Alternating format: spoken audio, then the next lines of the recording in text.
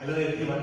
तो last video में हमने देखा था स्टीरियो आइसोमर से रिलेटेड कुछ बेसिक टर्म्स। ऑप्टिकल आइसोमेर की कोई भी स्टीरियो आइसोमर ऑप्टिकली एक्टिव कब होगा या ऑप्टिकल आइसोमेरिज्म कब एक्टिवेट करेगा, उसमें कुछ टर्म्स हम लोगों ने देखा था।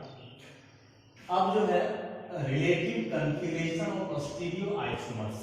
तो सबसे पहले स्टीरियो आइसोमर्स जिसके बारे में डिस्कस किए हम लोग कि स्टीरियो आइसोमर्स मतलब वैसे कंपाउंड्स जिनका मॉलिक्यूलर फार्मूला सेम हो, एटम या ग्रुप का जो अटैचमेंट है वो भी सेम हो, लेकिन स्पेस में जो अरेंजमेंट है उस एटम्स या ग्रुप्स का वो अलग अलग हो।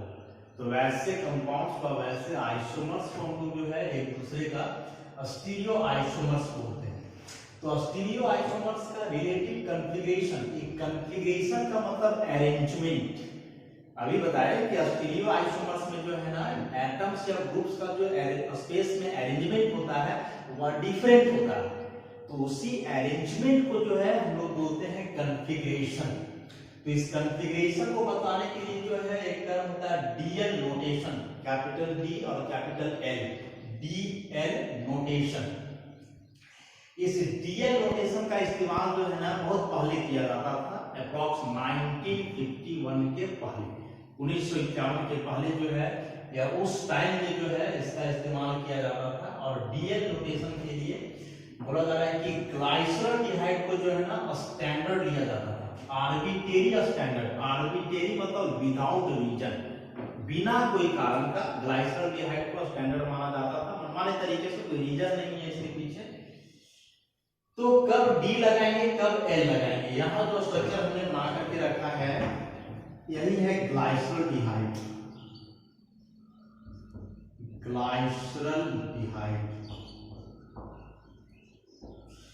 तो करना क्या है कि कंपाउंड में कायरल कार्बन को देखना है या एसिमेट्रिक कार्बन, जिसके बारे में डिस्कस हम लोग किए थे। तो कायरल कार्बन मतलब वह कार्बन जिसका चारों वैलेंसी चार अलग अलग ग्रुप के साथ सैटिस्फाइड हो। मतलब यदि किसी कार्बन का चारों बॉन्ड चार अलग अलग ग्रुप के साथ बना हुआ हो तो वैसे कार्बन को कायरल कार्बन बोलते हैं। तो यहाँ हम लोग इस कार्बन को यदि देखें तो इस कार्बन में इधर OH, इधर H, इधर CHO, इधर CH2OH, चारों ग्रुप अलग अलग है। तो इस कार्बन को हम बोलेंगे कायरल कार्बन, ऐसा मार्क कर देते हैं। वैसे ही सेम चीज यहाँ है, इसका मिरर इमेज हम लोग बनाए हैं, मिरर क्या है, ये भी हुआ कायरल कार्बन। अब क्या था कि ग्लाइसरॉल्डिहाइड में जो कायरल कार्बन है इसका OH ग्रुप यदि राइट साइड है, ऐसा राइट साइड, तो लगता है D।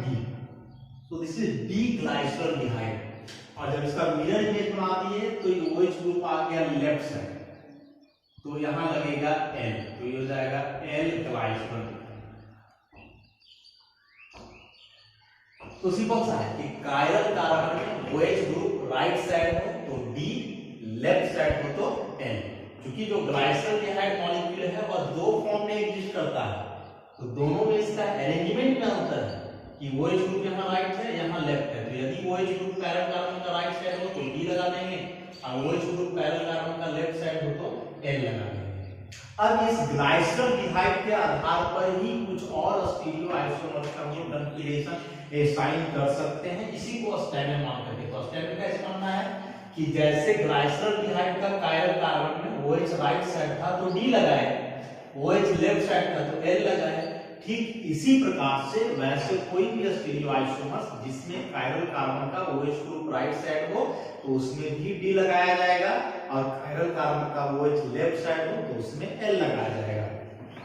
जैसे एक कंपाउंड और नीचे हमने लिख करके रखा है कि कायरल कार्बन हुआ AB कायरल कार्बन, तो इस कायरल कार्बन का OH ग्रुप राइट साइड है तो लगाएंगे D, कंपाउंड का नाम है lactic acid, D lactic acid. वैसे यहाँ कायरल कार्बन का OH ग्रुप लेफ्ट साइड है तो L, L लैक्टिक एसिड। इस तरह से अब इधर कुछ बड़ा सा कंपाउंड बना करके हम लोग रखे हैं, ये जो है ग्लूकोज, फॉर्मूला C6H12O6, इधर ही है फ्रुक्टोज, C6H12O6। सबसे पहले हम लोग कायरल कार्बन डिफाइन करें, कायरल कार्बन पहचानें। तो यहाँ एक CHO है, CHO का मतलब हुआ ऐसा COOH। तो क्या ऑब्जर्व कर रहे हैं कि जो कार्बन है ना, तो इस कार्बन का जो 2 बॉन्ड ऑक्सीजन के साथ बना हुआ है, मतलब 2 बॉन्ड सेम एटम के साथ है। तो कायरल कार्बन का क्या डेफिनेशन हमने पढ़ा है कि उस प्रकार का कार्बन जिसका चारों बॉन्ड 4 अलग अलग ग्रुप के साथ हो। क्योंकि यहाँ दोनों बॉन्ड सेम एटम के साथ है, इसका मतलब कि यह कायरल कार्बन नहीं होगा। इसके बारे में जरा देखें। तो इस कार्बन में एक तरफ OH, एक तरफ H, एक तरफ CHO और एक तरफ भी पूरा ग्रुप है। तो चारों ग्रुप अलग हुआ, 1 2 3 4, मतलब कि यह कायरल कार्बन। सेम वे में इसको भी कायरल बोलेंगे, इसको भी कायरल बोलेंगे, इसको भी कायरल बोलेंगे। ई कायरल नहीं, क्योंकि कार्बन का 2 बॉन्ड तो हाइड्रोजन के साथ ही है, तो 2 सेम एटम हो गया, कायरल नहीं होगा। नॉमेनक्लेचर के हिसाब से यदि नंबरिंग करें तो अल्डिहाइड मेन है, तो यहां से 1 2 3 4 5 6 ऐसा। मतलब ग्लूकोज में जो है ना टोटल 4 कायरल कार्बन है, कार्बन नंबर 2 3 4 और 5। फिर इसका हमने मिरर इमेज बनाया है, तो ग्रुप का अरेंजमेंट जो है सो चेंज कर दिया ऐसा। तो ग्लूकोज का स्ट्रक्चर में याद क्या रखना है हम लोग को कि एक aldehyde group CHO, 5 OH group. इसमें से जो ओरिजिनल ग्लूकोज का मॉलिक्यूल है, इसमें थर्ड कार्बन का OH आता है लेफ्ट साइड, बाकी सबका OH रहेगा राइट साइड। और जब इसका मिरर इमेज बनाएंगे तो रिवर्स हो जाएगा इनमें। अब इसमें जो है ना 4 कायरल कार्बन है, तो यदि इसका हम लोग D और L लिखना चाहे तो कैसे लिखेंगे? सेकेंड कार्बन के हिसाब से लिखेंगे तो OH ग्रुप राइट साइड है तो D हो जाएगा। थर्ड कार्बन का लिखेंगे तो OH ग्रुप लेफ्ट साइड है तो L हो जाएगा। तो D भी हो रहा है, L भी हो रहा है, D दोनों में देखें तो D हो रहा है। तो जब एक से ज्यादा कायरल कार्बन हो तो उस केस में जो DL नोटेशन है ना, वह लास्ट वाला कायरल कार्बन के आधार पर दिया जाता है। लास्ट कायरल कार्बन में जैसा अरेंजमेंट है ग्रुप का, उसी के आधार पर उसका DL नोटेशन दिया जाएगा। तो यहाँ लास्ट कायरल कार्बन हुआ 5वां नंबर ऐसा। और अब इसमें देखेंगे कि इस कायरल कार्बन में OH ग्रुप किधर है, इसमें OH ग्रुप राइट साइड है ऐसा, तो ये लग जाएगा D। तो दिस इज D ग्लूकोज। और इसका अगर मिरर इमेज बना दिए हम लोग तो OH ग्रुप लेफ्ट साइड आ गया ऐसा, तो ये कहलाएगा L ग्लूकोज। तो जो हम लोग देखते हैं ना ग्लूकोज जो हम लोग कंज्यूम करते हैं, खाते हैं या जो पीते हैं ग्लूकोज, तो डब्बा में लिखा हुआ आता है D ग्लूकोज या ग्लूकोन D। तो वहां जो D लिखा हुआ है ना, D का मतलब यही हुआ कि ग्लूकोज का जो मॉलिक्यूल है उसमें जो अरेंजमेंट है एटम या ग्रुप का, तो जो लास्ट कायरल कार्बन है उसमें OH ग्रुप राइट साइड है और उसके लिए हम लोग लगाते हैं D। तो जो ग्लूकोज D है तो D के पीछे का जो है ना यही कहानी कि D क्यों लगा हुआ था। ग्लूकोज M नहीं होता है, ग्लूकोज N नहीं होता है, ग्लूकोज Z नहीं होता है, क्यों नहीं, ग्लूकोज D ही क्यों। ये जो D आया है वो इसके आधार पर आया है। ग्लाइकोल्डिहाइड के केस में जो हम लोग DL नोटेशन देते हैं ना, उसके चलते जो है इसमें आया D। This is D glucose और L ग्लूकोज। मतलब ग्लूकोज 2 टाइप का होता है, D और L। हम लोग केवल जो है खाते हैं D ग्लूकोज, L नहीं। क्यों नहीं, सब आगे हम डिस्कस करेंगे। वैसे यहाँ फ्रुक्टोज का स्ट्रक्चर बना हुआ है, इसमें भी कायरल कार्बन पहचाने तो ई कायरल होगा, यह भी कायरल होगा, यह भी कायरल होगा। नॉमेनक्लेचर के हिसाब से नंबरिंग करें, कीटोन यहाँ मेन फंक्शनल ग्रुप है, ऊपर से नंबरिंग करना होगा 1 2 3 4 5 6। ऐसे यहाँ 1 2 3 4 5 6 ये सब कायरल कार्बन है। मतलब फ्रुक्टोज में ऐसा 3 कायरल कार्बन है। तो यहाँ भी जो है लास्ट वाला जो कायरल कार्बन है ना, इसके कॉन्फ़िगरेशन को हम लोग देखेंगे ऐसा। इसमें जो लास्ट वाला कायरल कार्बन है OH ग्रुप राइट साइड है तो बन जाएगा D। तो दिस इज D फ्रुक्टोज। इसमें लेफ्ट साइड आ गया तो ये हो जाएगा L फ्रुक्टोज ऐसा। तो D और L लगाना बड़ा ही सिंपल है। इसमें से कायरल कार्बन को केवल असाइन करना है। कायरल कार्बन का OH ग्रुप यदि राइट साइड है तो D लगाएंगे, और कायरल कार्बन का OH ग्रुप लेफ्ट साइड है तो L लगाएंगे। ग्लाइकोल्डिहाइड के आधार पर क्यों लगाएंगे, ऐसा कोई इसका रीजन नहीं है। और यदि एक से ज्यादा कायरल कार्बन हो तो इस केस में लास्ट वाला कायरल कार्बन को हम लोग देखेंगे और उसके आधार पे जो है कॉन्फ़िगरेशन को असाइन करेंगे। ग्लूकोज और फ्रुक्टोज जो है ना, दोनों का मॉलिक्यूलर फॉर्मूला सेम है, C6H12O6। यहाँ भी वैसा ही है, C6H12 O6। अंतर क्या है, तो इसमें फंक्शनल ग्रुप का, यहाँ जो है फंक्शनल ग्रुप अल्डिहाइड है और इसमें फंक्शनल ग्रुप कीटोन है, और अल्डिहाइड कीटोन एक दूसरे के साथ फंक्शनल आइसोमेरिक शो करते हैं। So glucose and fructose are functional group isomers, these are functional isomers. ऐसा कि मॉलिक्यूलर फार्मूला सेम लेकिन एटम या ग्रुप का अरेंजमेंट अलग। तो अलग क्यों, क्योंकि फंक्शनल ग्रुप अलग, और यदि फंक्शनल ग्रुप अलग होने के चलते अलग अलग अरेंजमेंट आ जाए तो ऐसे आइसोमर्स को हम लोग बोलते हैं फंक्शनल आइसोमर्स। तो ये है डी और एल के बारे में डिस्कशन, बहुत ज्यादा यूज नहीं किया जाता है, लेकिन जब चैप्टर्स वगैरह आप लोग पढ़ेंगे आगे तो वहां डी और एल आएगा। एक बात और कि डी और एल, फिर एक स्मॉल डी और एक स्मॉल एल, इसका क्या है, दोनों सेम चीज है या अलग अलग है। तो केमिस्ट्री में खास करके जब स्टीरियो आइसोमेरिक हम लोग पढ़ेंगे तो वहां इसका मतलब अलग अलग होगा। इस कैपिटल डी और स्मॉल कैपिटल एल, ये दोनों का मतलब तो अभी हमने बता दिया कि कैपिटल डी और कैपिटल एल जो है रिलेटिव कॉन्फ़िगरेशन को बताता है, ग्रुप के अरेंजमेंट को बताता है कंपाउंड में। तो ये स्मॉल डी और स्मॉल एल क्या बताता है, तो इसके बारे में लास्ट क्लास में हमने डिस्कस किया था कि D for dextro rotatory and L for levo rotatory,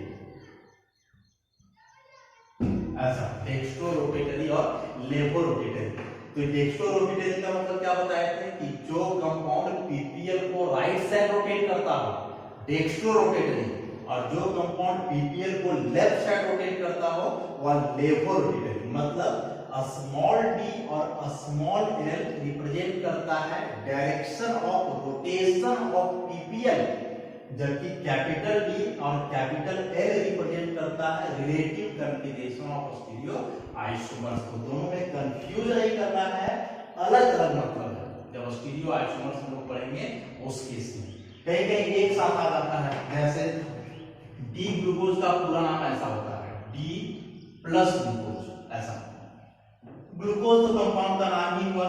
capital D का मतलब बता दिए कि वो ग्रुप राइट साइड है, प्लस क्या, तो प्लस मतलब ये डेक्स्ट्रो रोटेटरी, ऐसा डेक्स्ट्रो रोटेटरी में हम लोग प्लस भी लगाते हैं प्लस को।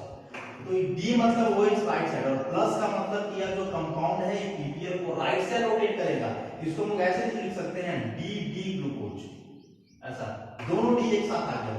तो कैपिटल डी बताया अरेंजमेंट को, स्मॉल डी बताया पीपीएल के रोटेशन के डायरेक्शन को, और ग्लूकोज जो है इसका नाम। कंफ्यूज नहीं करना है, दोनों अलग अलग कांसेप्ट है। अब चूंकि यह जो रिलेटिव कॉन्फ़िगरेशन है ना, यह कंपेयर करके दिया जाता है ग्लाइसोलिहाइड से, और मेनली वैसे कंपाउंड के लिए जिसमें OH ग्रुप हो। अब ऐसा तो नेसेसरी नहीं है कि जितने भी स्टीरियो आइसोमर्स है सभी में OH ग्रुप आएंगे। यदि OH ग्रुप नहीं हो तब उनका कॉन्फ़िगरेशन हम लोग कैसे लिखेंगे, तो उस केस में जो है उसका एब्सोल्यूट कॉन्फ़िगरेशन दिया जाता है। कैसे एब्सोल्यूट कॉन्फ़िगरेशन देते हैं उसको हम लोग डिस्कस करेंगे। तो रिलेटिव कॉन्फ़िगरेशन के बाद अब हम लोग एब्सोल्यूट कॉन्फ़िगरेशन की बात करेंगे। तो रिलेटिव कॉन्फ़िगरेशन में क्या देखा था हमने, उसमें ग्लाइसोलिहाइड को स्टैंडर्ड मान करके डी और एल नोटेशन दिया जाता है।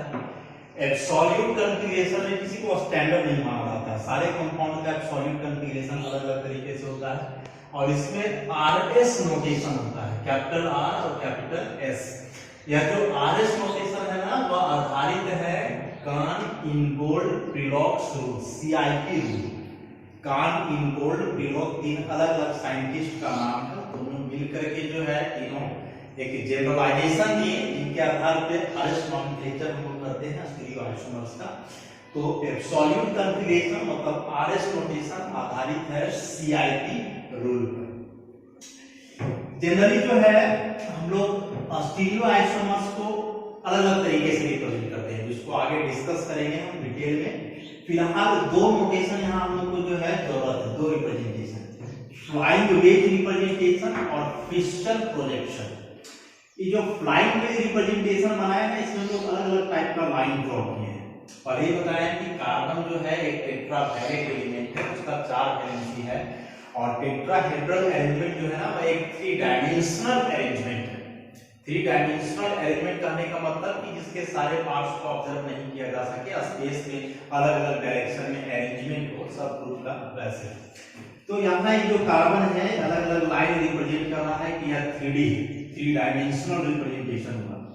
इसमें से ई दोनों जो है ऑर्डिनरी लाइन ई रिप्रेजेंट करता है इन द प्लेन की, दोनों ग्रुप जो है प्लेन में। इस लाइन को हम लोग बोलते हैं वेज लाइन। ये बतलाता है कि इसमें जो ग्रुप है above the plane, above the plane.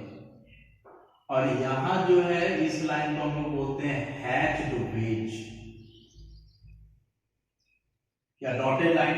ये बतलाता है कि इससे जो ग्रुप है वो बिलो द प्लेन है।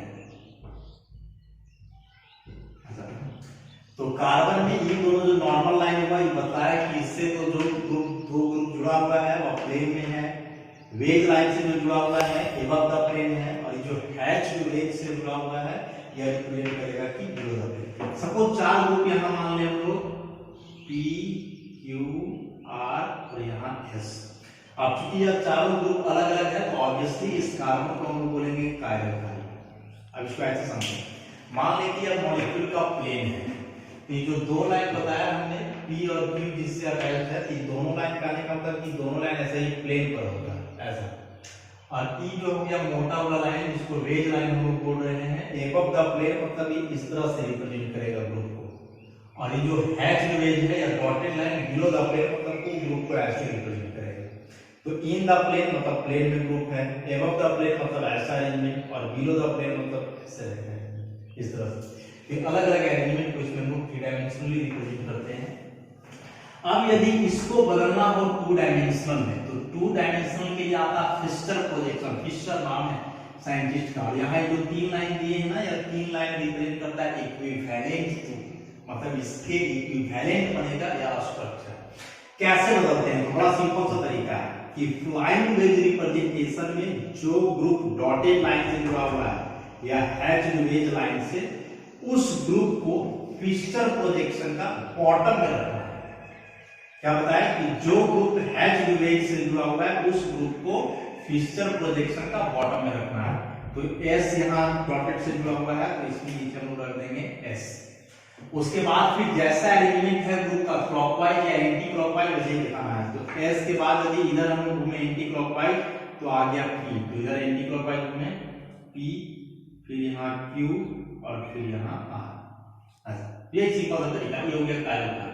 तो ये दोनों एलिमेंट एक दूसरे का इक्विवेलेंट है, अंतर है कि या 2 डायमेंशनल हुआ या 3 डायमेंशनल हुआ। तो याद क्या रखेंगे कि डॉटेड लाइन वाला जो ग्रुप है उसको बॉटम में, और उसके बाद जैसा एलिमेंट ग्रुप का है वैसे ही इसमें हम लोगों को रिप्रेजेंट कर देना है। इसमें से जो हॉरिजॉन्टल लाइन है ना, ये बताता है टुवर्ड्स द ऑब्जर्वर, ये देखने वाले की तरफ है लाइन, और ई जो है वर्टिकल या अवे फ्रॉम द ऑब्जर्वर, ये देखने वाले से दूर है ऑब्जर्वर। तो इस 2 एलिमेंट के आधार पे जो है हम लोग आगे RS नोटेशन करेंगे इसका। अभी R और S दिया कैसे जाता है? तो CIP रूल के आधार पे। CIP रूल क्या बोलता है? इसके कुछ पॉइंट्स है उसको हम बता रहे हैं, आपको ध्यान दोगे।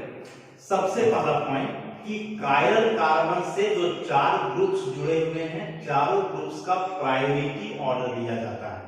और वह प्रायोरिटी ऑर्डर किस आधार पे दिया जाता है? तो एटॉमिक नंबर के आधार पर, कि कार्बन में जिसका एटॉमिक नंबर ज्यादा है तो जुड़ा हुआ ग्रुप हो जाएगा नंबर 1, फिर उससे कम वाला 2, फिर 3, फिर 4 ऐसे करके। यदि 2 आइडेंटिकल एटम जुड़े हुए हैं तो उस केस में उस एटम के बगल में जो ग्रुप जुड़ा हुआ है उसके आधार पे नंबरिंग किया जाता है। तो सबसे पहला रूल बताया कि कायरल कार्बन से जो 4 ग्रुप्स जुड़े हुए हैं, चारों ग्रुप्स का प्रायोरिटी ऑर्डर देंगे on the basis of atomic number, कि जिसका एटॉमिक नंबर ज्यादा है उसका प्रायोरिटी अधिक और जिसका कम है उसका कम।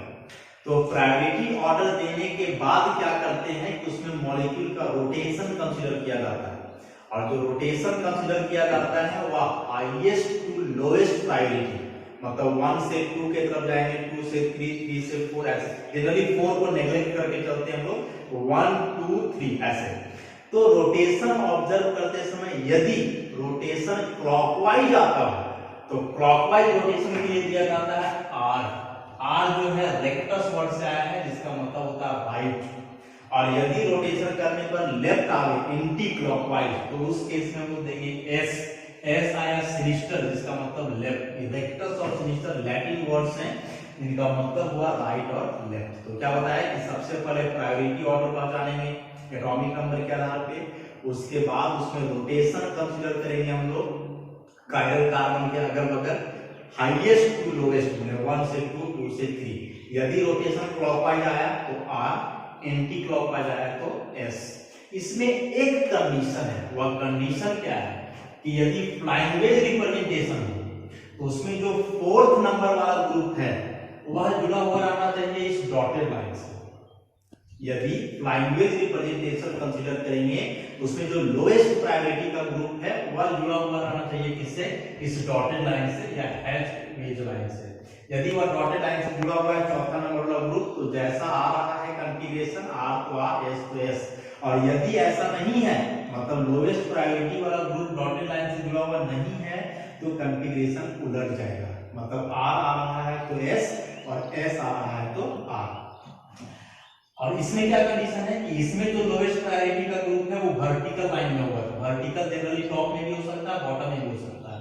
तो यदि वर्टिकल लाइन में हो तो जैसा कॉन्फ़िगरेशन आ रहा है रोटेशन के आधार पे वैसा ही लिखेंगे, और यदि लोएस्ट प्रायोरिटी का ग्रुप वर्टिकल लाइन में ना होकर के हॉरिजॉन्टल में आ जाए तो कॉन्फ़िगरेशन उलट जाएगा। तो आसान सा है कि सबसे पहले प्रायोरिटी ऑर्डर पहचानना है एटॉमिक नंबर के आधार पे, कायरल कार्बन से जो 4 ग्रुप जुड़े हुए हैं उनका। उसके बाद रोटेशन देखो कि यदि रोटेशन क्लॉकवाइज आ रहा है तो आर फॉर्म, एंटी क्लॉकवाइज आ रहा है तो एस। कंडीशन एक ही है केवल कि फ्लाइंग वेज रिप्रेजेंटेशन हो तो फोर्थ नंबर वाला जो ग्रुप है लोएस्ट प्रायोरिटी का और डॉटेड लाइन से होगा, और यदि फिशर प्रोजेक्शन हो तो उसमें लोएस्ट प्रायोरिटी का ग्रुप वर्टिकल लाइन में होगा।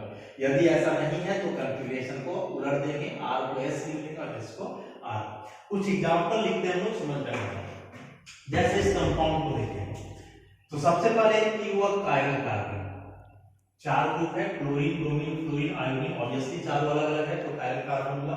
अब इसमें हम लोग प्रायोरिटी पहचानते हैं तो सबसे ज्यादा एटॉमिक नंबर इन चारों में होता है आयोडीन का, तो इसको करेंगे नंबर 1। आयोडीन के बाद ब्रोमीन तो नंबर 2, ब्रोमीन के बाद क्लोरीन तो नंबर 3 और फ्लोरीन का सबसे कम तो नंबर 4। ऐसा प्रायोरिटी ऑर्डर देने के बाद रोटेशन देखना है। रोटेशन कैसे है, 1 से 2, 2 से 3 ऐसे।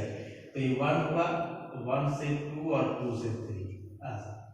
तो ये जो रोटेशन है ना क्लॉकवाइज है, राइट साइड, इसलिए यहां लगा देंगे आर। एक बात और कि जो फोर्थ नंबर का ग्रुप है देखो डॉटेड लाइन से जुड़ा हुआ है हैश के बेस से, तो जो आ रहा है वही लिखेंगे। इसको तो बदलना चाहे फिशर प्रोजेक्शन में तो बदल सकते हैं कि ऐसा एक वर्टिकल एक हॉरिजॉन्टल लाइन खींचे, तो जो ग्रुप यहाँ जुड़ा हुआ है डॉटेड से उसको रखना है बॉटम में। उसके बाद ऐसे है कि यहाँ के बाद एंटी क्लॉकवाइज में आए तो क्लोरीन, फिर यहाँ ब्रोमीन, फिर यहाँ आयोडीन। तो सेम हुआ कि नंबर 1, नंबर 2, नंबर 3, 4, तो 1 से 2, 2 से 3 आर फॉर्म। ऐसा वैसे इसको जरा देखें तो इस कार्बन से इधर हाइड्रोजन, इधर ऑक्सीजन, इधर कार्बन, इधर कार्बन, तो हाइड्रोजन, ऑक्सीजन, कार्बन इस सब में से ऑक्सीजन का एटॉमिक नंबर सबसे ज्यादा, तो इस ग्रुप को मानेंगे 1। अब बचा कार्बन, तो यहाँ भी कार्बन, यहाँ भी कार्बन, तो दोनों का तो सेम हो गया। तो कार्बन के बाद देखेंगे ना, कार्बन के बाद यहाँ ऑक्सीजन, जबकि यहाँ कार्बन के बाद हाइड्रोजन। अब हाइड्रोजन और ऑक्सीजन में ऑक्सीजन का ज्यादा है एटॉमिक नंबर, तो ऑब्वियसली इसको हम लोग देंगे प्रायोरिटी नंबर 2, ये priority number 3 and this one is 4। अब रोटेशन, तो रोटेशन 1 से 2, 2 से 3, तो यदि ऐसे देखते हैं 1 से 2, 2 से 3 तो बीच में 4 आ रहा है, तो ये बीच में 4 आ रहा है उससे कोई मतलब नहीं है, 4 को नेग्लेक्ट करके चल रहा है। तो आप देखें 1 से 2 और 2 से 3 तो लेफ्ट साइड आ रहा है ना एंटी क्लॉकवाइज, ये जाएगा एस। और यदि इसी को इसमें बदले एक वर्टिकल एक हॉरिजॉन्टल, बॉटम में रखना है डॉटेड लाइन वाला को एच, उसके बाद ऐसे एंटी क्लॉकवाइज यहाँ CO है रख दिए, फिर यहाँ CH3 है रख दिए, फिर यहाँ OH है। अरेंजमेंट कैसा है, 1 ये ग्रुप है 2, ये है 3, ये हुआ 4, तो ये 1 से 2, 2 से 3 ऐसा। बीच में 4 आ रहा है उससे कोई मतलब नहीं है, एंटी क्लॉकवाइज आया तो इसको भी हम लोग बोलेंगे S2। सेम आएगा दोनों में, बस इंटर कन्वर्ट करने का तरीका बताया जा रहा है। अब यदि इस कंपाउंड का हम लोग देखें कैसे, ऑक्सीजन, यहाँ जुड़ा हुआ है नाइट्रोजन, यहाँ जुड़ा हुआ है कार्बन, यहाँ भी जुड़ा हुआ है कार्बन। तो ऑक्सीजन का एटॉमिक नंबर सबसे ज्यादा, तो ये हो जाएगा 1, फिर नाइट्रोजन का हो जाएगा 2, फिर यहाँ भी कार्बन, यहाँ भी कार्बन। तो यहाँ कार्बन में 3 हाइड्रोजन है, जबकि यहाँ 2 हाइड्रोजन और 1 कार्बन है। तो 2 हाइड्रोजन मिल गया, फिर तीसरा यहाँ हाइड्रोजन, जबकि यहाँ कार्बन, तो कार्बन का ज्यादा हो जाएगा, इसलिए ये हो जाएगा नंबर 3, और इसको हम बोलेंगे नंबर 4। अब देखें रोटेशन, तो 1 से 2, 2 से 3 क्या रहा है, राइट साइड तो R4, लेकिन जो 4th नंबर का ग्रुप है वह डॉटेड लाइन से जुड़ा हुआ नहीं है। तो यदि ऐसा नहीं है तो कॉन्फ़िगरेशन उलट जाएगा, R नहीं बल्कि हो जाएगा S4।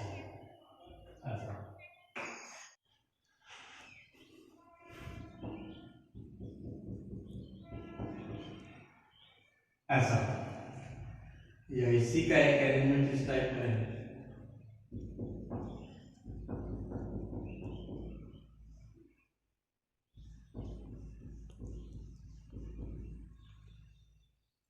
H, तो यहां जो कार्बन है, इस कार्बन को हम लोग बोलेंगे कायरल कार्बन, क्योंकि इसका वैलेंसी अलग अलग है।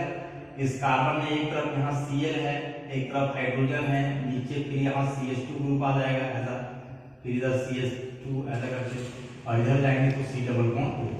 ये चारों ग्रुप अलग अलग है, इसलिए इसको हम बोलेंगे कायरल कार्बन। अभी क्लोरीन, यहाँ कार्बन, नीचे भी कार्बन, यहाँ हाइड्रोजन, तो क्लोरीन का सबसे ज्यादा है, ये हो जाएगा नंबर 1। अब इधर भी कार्बन, इधर भी कार्बन, तो यहाँ वाला कार्बन जुड़ा हुआ है ऑक्सीजन से, जबकि नीचे वाला कार्बन जुड़ा हुआ ऑक्सीजन से, तो हाइड्रोजन से। तो ये कार्बन कार्बन तो मिल रहा है, लेकिन हाइड्रोजन और ऑक्सीजन में तो ऑक्सीजन का ज्यादा होता है, तो इधर वाला ग्रुप को हम लोग मानेंगे 2, ये वाला ग्रुप हो जाएगा 3 और हाइड्रोजन 4। अब देखें 1 से 2 और 2 से 3 एंटी क्लॉकवाइज आ रहा है, तो हो जाएगा S4। डॉटेड लाइन जो है वो जुड़ा हुआ है लोएस्ट प्रायोरिटी वाला ग्रुप से, तो जैसा आ रहा है कॉन्फ़िगरेशन वैसे ही लिखेंगे हम लोग। अब इसमें देखें तो नंबरिंग तो वैसे रहेगा 1 2 3 और यहाँ 4, इसका भी रोटेशन कुछ वैसे ही आएगा, लेकिन जो 4th नंबर वाला ग्रुप है वह डॉटेड लाइन से जुड़ा हुआ नहीं है, तो S आ रहा है, तो S नहीं बल्कि उलट करके क्या लिखेंगे R, ऐसा, तब इसका कॉन्फ़िगरेशन। फिर मान लें कि कुछ कंपाउंड में ऐसा भी आता है जिसमें 2 कायरल कार्बन होता है,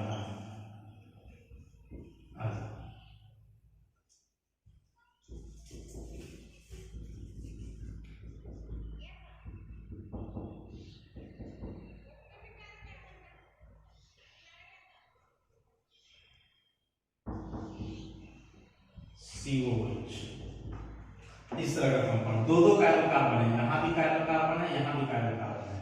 तो सबसे पहले इसका नंबरिंग कर रहे हैं नॉमेनक्लेचर के आधार पे, कहीं से भी नंबरिंग करेंगे एक ही होगा। जैसे यहाँ मान लें 1 2 3 4, तो E हुआ कायरल कार्बन, यहाँ भी है कायरल कार्बन। अब इस कायरल कार्बन की बात करें तो ये कायरल कार्बन यहाँ जुड़ा हुआ हाइड्रोजन से, इधर ऑक्सीजन से, इधर कार्बन से, और फिर इधर हम लोग देखेंगे तो कार्बन और फिर ऑक्सीजन।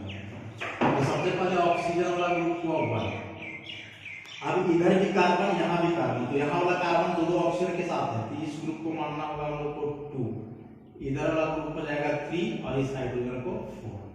तो देखिए 1 से 2 और 2 से 3 मतलब ऐसा, तो एंटी क्लॉकवाइज आ रहा है लेफ्ट S, लेकिन S नहीं होगा क्योंकि जो लोएस्ट प्रायोरिटी का ग्रुप है 4th नंबर और डॉटेड लाइन से जुड़ा हुआ नहीं है, तो उलट करके लिखेंगे S नहीं बल्कि R, और जो R है कौन सा कार्बन का है, सेकेंड वाला कायरल का, तो ये जाएगा 2R। वैसे थर्ड वाला का पता करें तो यहाँ भी नंबरिंग करना होगा, ऑक्सीजन हो जाएगा 1, कार्बन ऑक्सीजन वाला 2, इधर वाला ग्रुप 3 और ये हो जाएगा 4। तो 1 से 2 और 2 से 3 ऐसा, तो यहाँ भी एंटी क्लॉकवाइज ही आ रहा है S, और जो 4th नंबर का ग्रुप है डॉटेड लाइन से ही जुड़ा हुआ है, तो जैसा कॉन्फ़िगरेशन आ रहा है रोटेशन के आधार पर वैसे ही हम लोग लिखेंगे। तो 2R और थर्ड कार्बन का कॉन्फ़िगरेशन आ रहा है S, तो 2R और 3S, टार्टरिक एसिड है तो टार्टरिक एसिड हम लोग लिख सकते हैं ऐसा। तो जब एक से ज्यादा कायरल कार्बन प्रेजेंट होना तो उसमें से प्रत्येक कायरल कार्बन का अलग अलग निकाला जाता है, ऐसा ही करके तब जो है इसका कॉन्फ़िगरेशन सही आएगा। फिर जो है एक एग्जांपल और हम कंसीडर करते हैं इसमें, कुछ इस टाइप का फ्लाइंग वेज में, sorry Fischer, C triple bond CH, CH double bond CH2, फिर यहाँ CH3 और यहाँ CH2 CH3, ऐसा सब जगह कार्बन ही है। कैसे वो प्रायोरिटी ऑर्डर पता करेंगे इसमें? तो कार्बन कार्बन कार्बन कार्बन ऐसे देखें, यहाँ का जो कार्बन है उसमें 3 हाइड्रोजन, ठीक है। यहाँ जो कार्बन जुड़ा हुआ है इसमें 2 हाइड्रोजन है और फिर इधर कार्बन है। यहाँ जो कार्बन जुड़ा हुआ उसमें 1 हाइड्रोजन और ये डबल बॉन्ड कार्बन। तो डबल बॉन्ड कार्बन कहने का मतलब हुआ कि 2 कार्बन, ऐसे लिख सकते हैं, एक कार्बन इधर एक कार्बन इधर। वैसे यहाँ देखें तो कार्बन और ये ट्रिपल बॉन्ड कार्बन, मतलब ये कार्बन 3 कार्बन से जुड़ा हुआ है, ऐसे लिख सकते हैं, ऐसे इस तरह से। अब कॉन्फ़िगरेशन पता करें तो यहाँ वाला कार्बन 3 हाइड्रोजन से, यहाँ वाला कार्बन 1 कार्बन 2 हाइड्रोजन से, यहाँ वाला कार्बन 2 कार्बन 1 हाइड्रोजन से और यहाँ वाला कार्बन 3 कार्बन से। तो कार्बन कार्बन तो सब में मैच कर गया, लेकिन उसके बाद देखें तो यहाँ 3 कार्बन 2 कार्बन 1 कार्बन, यहाँ एक भी नहीं। तो ऑब्वियसली इस ग्रुप को मानेंगे 1, ये हो जाएगा 2, इसमें हो जाएगा 3, ये हो जाएगा 4। तो आप देखें रोटेशन 1 से 2, 2 से 3, बीच में 4 आ रहा है, इससे कोई मतलब नहीं है, बॉटम में भी है। तो 1 से 2 और 2 से 3 ऐसा। तो राइट साइड रोटेशन है, इसलिए इसको बोलेंगे R फॉरवर्ड। तो बहुत ही इंपॉर्टेंट टॉपिक है RS नोटेशन। आप कोई भी एकेडमिक एग्जाम में तो कभी पूछा जाता है सब क्वेश्चन, लेकिन कॉम्पिटिटिव एग्जाम आप दोगे तो उसमें से 100% है कि एटलीस्ट 2 क्वेश्चन जो है RS नोटेशन से आना ही है। और यही सारी बातें हैं, इनको जो है आप लोग ध्यान से समझो, कुछ क्वेश्चन को जो है अपने से प्रैक्टिस करो। कुछ एग्जांपल्स हम लोग और कंसीडर करेंगे RS का, क्योंकि काफी कॉम्प्लिकेटेड और इम्पोर्टेंट कंसेप्ट है, इसको ज्यादा से ज्यादा प्रैक्टिस करने की आवश्यकता है। जैसे यहाँ एक कंपाउंड दिया हुआ है, ये हुआ कायरल कार्बन। कायरल कार्बन में इधर ऑक्सीजन। याद रहे कि जो प्रायोरिटी हम लोग देंगे ना उस एटम के आधार पर जो डायरेक्ट कायरल कार्बन से जुड़ा हुआ है। तो यहाँ ऑक्सीजन, इधर क्लोरीन, इधर कार्बन, यहाँ भी कार्बन। तो ऑक्सीजन क्लोरीन कार्बन, तो क्लोरीन का सबसे ज्यादा, इसलिए हो जाएगा 1 नंबर, ये हो जाएगा 2। अब बचा थर्ड, तो थर्ड के लिए यहाँ क्या है कार्बन CH3, मतलब ये ऐसा है, और यहाँ CHO, तो CHO को तो हम लोग ऐसा लिखते हैं। तो ये कार्बन कार्बन सेम हो गया, लेकिन यहाँ हाइड्रोजन और यहाँ हाइड्रोजन क्या आ गया ऑक्सीजन। ये ऑक्सीजन का ये हाइड्रोजन से तो बढ़ गया ना, तो इसका प्रायोरिटी नंबर हो जाएगा 3 और ये हो जाएगा 4। अब जो है इसका हम लोग RS करें तो क्या होता है 1 से 2, 2 से 3, 4 को नहीं देखना है ऐसा, इस तरह से। तो एंटी क्लॉकवाइज आ रहा है ना, मतलब S होना चाहिए लेकिन नहीं होगा, क्योंकि 4th नंबर वाला ग्रुप डॉटेड लाइन से नहीं है, तो उलट करके हो जाएगा R ऐसा S में। अब इसको बदलते हैं उसमें, तो बदलने का क्या हमने बताया कि ऐसा बना ले हम लोग, एक वर्टिकल एक हॉरिजॉन्टल, डॉटेड लाइन से जो ग्रुप है उसको बॉटम में OH, इसके बाद इधर से जाए तो क्लॉकवाइज, ऐसा क्लॉकवाइज में Cl है, तो यहां से क्लॉकवाइज इधर हुआ Cl, फिर यहाँ CHO और फिर यहाँ CH3। क्या एलिमेंट है ग्रुप का, तो 1 है 2 है 3 है 4 है। हम लोग जो है ना 4th नंबर ग्रुप होना चाहिए यहाँ बॉटम में, मतलब वर्टिकल लाइन में। इसको यहाँ हम लोग कर दें, तो इस ग्रुप को यदि यहाँ करेंगे तो यहाँ ग्रुप को एक्सचेंज कर देना है एक दूसरे से, तो एक्सचेंज करेंगे तो कुछ ऐसा हो जाएगा, CH3 आ गया यहाँ, तो OH आ गया। तो जब ऐसा एक्सचेंज करते हैं तो याद रहे कि हमेशा एक्सचेंज 2 पेयर का करना है। जैसे एक पेयर यहाँ एक्सचेंज किए तो बाकी जो दोनों पेयर बचा इसको भी एक्सचेंज करना होगा रूल में, और यदि एक ही पेयर एक्सचेंज करेंगे तो कंपाउंड डिफर कर जाएगा, अलग हो जाएगा। इसलिए जब ग्रुप जब भी एक्सचेंज करना हो तो हमेशा 2 पेयर 4 पेयर 6 पेयर, मतलब ऐसा इवेंट में किया जाता है। तो ये दोनों को एक्सचेंज किया तो ये दोनों को भी करना होगा, तो यहाँ आ जाएगा Cl और यहाँ हो जाएगा CHO। अब कैसा नंबरिंग था, तो Cl था 1, OH था 2, ये था 3 और ये था 4। अब देखें कि 4th नंबर जो है सो बॉटम में आ गया, जैसा होना चाहिए रूल के अनुसार। तो अब इसका हम लोग देखें तो 1 से 2 और 2 से 3 क्लॉकवाइज जा रहा है R फॉर्म, ऐसा। तो यही R फॉर्म ही होना चाहिए। तो इसी को हम लोग इसमें कन्वर्ट करके कंफर्म कर रहे हैं कि हाँ सच में R फॉर्म आएगा। तो फ्लाइंग वेज से पता नहीं चल पा रहा हो, इसमें उल्टा लिख देना है और फिर इसको फिस्टर में कन्वर्ट करें। तो कन्वर्ट करने का रूल बता दिए कि डॉटेड लाइन वाला को बॉटम में, बाकी जैसे ग्रुप है वैसे ही रखेंगे। और यहाँ जब ग्रुप को एक्सचेंज करेंगे, मतलब लोवेस्ट प्रायोरिटी को बॉटम में लाने के लिए, तो उस केस में एक्सचेंज हमेशा 2 पेयर का। वैसे एक कंपाउंड यहाँ है, इसका नाम देखें तो नीचे fluorine, nitrogen, carbon, carbon. Fluorine का सबसे ज्यादा 1, फिर नाइट्रोजन का 2, फिर ये दोनों कार्बन में इसका ज्यादा 3 और ये हो जाएगा 4। तो कैसे होगा 1 से 2 और 2 से 3। आर आ रहा है लेकिन नहीं होगा क्योंकि जो 4th नंबर है डॉट लाइन से नहीं है, तो उलट करके लिख देंगे। तो उलट करके कैसे लिखेंगे, तो एस फॉर्म हो जाएगा। अब इसको बदलें उसमें ऐसा, तो डॉटेड लाइन वाला नीचे NH2, फिर जो है NH2 के बाद ऐसे जा रहे हैं तो क्लॉकवाइज में C2H5, तो C2H5, फिर यहाँ COOH और फिर यहाँ F। तो नंबरिंग करें, 1 नंबर था, ये 2 है, ये 3 है, ये वाला 4 है। तो 4th नंबर को होना चाहिए बॉटम में। तीन दोनों ग्रुप को एक्सचेंज करेंगे हम, यहाँ कर देंगे C2H5 और यहाँ कर देंगे NH2। तो फिर ई दोनों पेयर को भी करना होगा, मतलब ई दोनों को एक्सचेंज किए, फिर ई दोनों को, वैसे यहाँ किए थे, ई दोनों को एक्सचेंज किए थे तो ई दोनों को भी कर दिए थे। तो इस बार F यहाँ और इस COOH यहाँ। तो अब इसमें हम लोग करें तो ये है हम लोग का 1, ये था 2, ये है 3 और ये 4। तो यहाँ से देखें 1 से 2, 2 से 3। 4th नंबर ब्लॉक नीचे है बॉटम में वर्टिकल लाइन में, तो 1 से 2 और 2 से 3 एंटी क्लॉकवाइज जा रहे हैं, इसलिए S। तो S फॉर्म में आना चाहिए, तो ओरिजिनल इसका S था तो S ही आ गया। तो फ्लाइंग वेज में जो है उलट के लिख देना है, या फिर कंफर्म करने के लिए इसको फिशर में आप लोग बदल करके देखो तो पता चल जाएगा। अब यहाँ इसमें से ये दोनों जो है ना कायरल कार्बन है, यदि नंबरिंग करें नॉमेनक्लेचर के हिसाब से, तो कार्बन नंबर 1, 2, 3, 4, 5, तो इसमें दो कायरल कार्बन हुआ, कार्बन नंबर 2 और 3। सेकेंड कार्बन की बात करें तो इधर ब्रोमीन, कार्बन, हाइड्रोजन, नीचे भी कार्बन, तो ब्रोमीन हो गया 1, हाइड्रोजन का सबसे कम तो 4। 2 की बात करें तो ऊपर वाला कार्बन 3 हाइड्रोजन से, जबकि नीचे वाला कार्बन की बात करें तो इधर ब्रोमीन वगैरह भी है, तो इस ग्रुप को मानेंगे 2, ये हो जाएगा 3। तो 1 से 2, 2 से 3, मतलब ऐसा रोटेशन देखना होता ऐसे।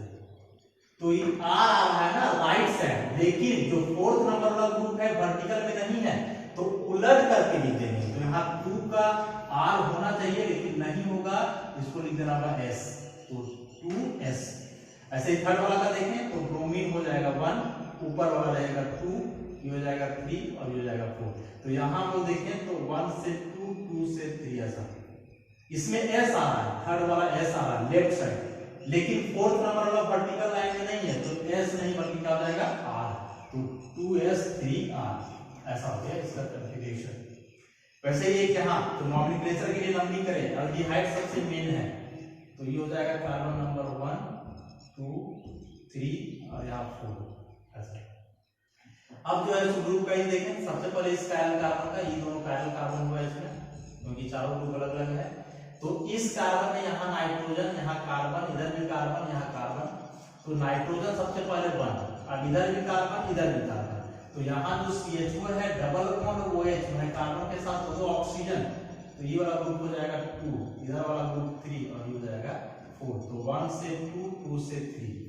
4th नंबर वाला ग्रुप डॉटेड लाइन में है, तो जो कॉन्फ़िगरेशन आना चाहिए वही है, तो 2 का हो जाएगा S लेफ्ट साइड। थर्ड वाला की बात करें तो यहाँ प्रायोरिटी असाइन करेंगे हम लोग, तो इधर नाइट्रोजन, कार्बन, कार्बन, हाइड्रोजन, तो नाइट्रोजन वाला 1, इस बार इधर वाला ग्रुप हो जाएगा 2, ये 3 और ये हो जाएगा 4। तो 1 से 2, 2 से 3, यहाँ भी एंटी क्लॉकवाइज आ रहा है, लेकिन 4th नंबर वाला ग्रुप डॉटेड लाइन से नहीं है, तो एंटी क्लॉकवाइज के लिए S होना चाहिए था, लेकिन S नहीं होकर के क्या हो जाएगा R, तो 2S3R ऐसा। बहुत ही इंपॉर्टेंट है, यही सब एग्जांपल जो है ना आप लोग इसको बार बार जो है सो प्रैक्टिस करो, या कोई बुक्स वगैरह में होगा, कॉम्पिटिटिव एग्जाम का जो बुक्स वगैरह आते हैं तो उससे जो है आप लोग इसको प्रैक्टिस करो।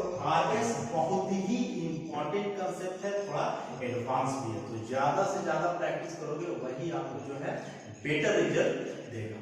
धन्यवाद।